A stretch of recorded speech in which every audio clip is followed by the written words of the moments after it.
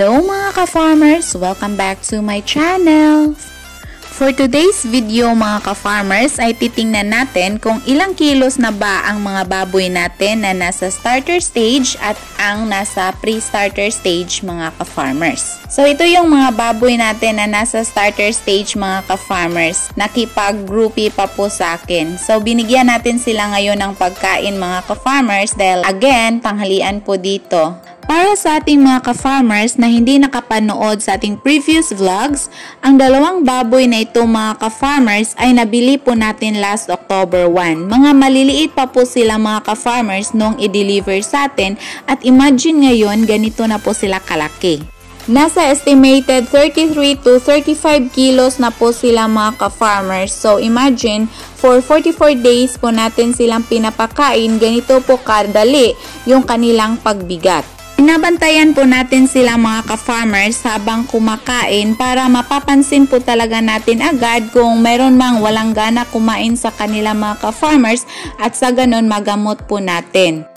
At itong nasa kabilang kulungan mga ka-farmers, ito po yung mga huling biik na nabili natin last October 25. Then, mabilis lang din yung paglaki nila mga ka-farmers. So, imagine, nung pagdating nila, hindi pa po sila ganito kalaki. Pero ngayon, mayroon ng malaking improvement ang kanilang pangangatawan. So, chine-check natin mga ka-farmers kasi merong mga pula-pula yung katawan nila, parang kagat ng lamok.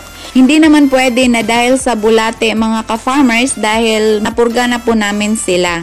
So, nakuha ko po sila mga ka-farmers last October 25. So, bali 20 days na po sila sa akin ngayon mga ka-farmers.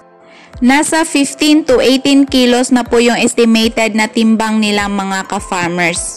So, kung tingnan natin ang feeding guide ni Ultrapack mga ka-farmers, dahil Ultrapack po yung pinapakain natin sa kanila, kapag para sa mga baboy na nasa starter stage, dapat nasa 20 kilograms to 38 kilos na po sila mga ka-farmers.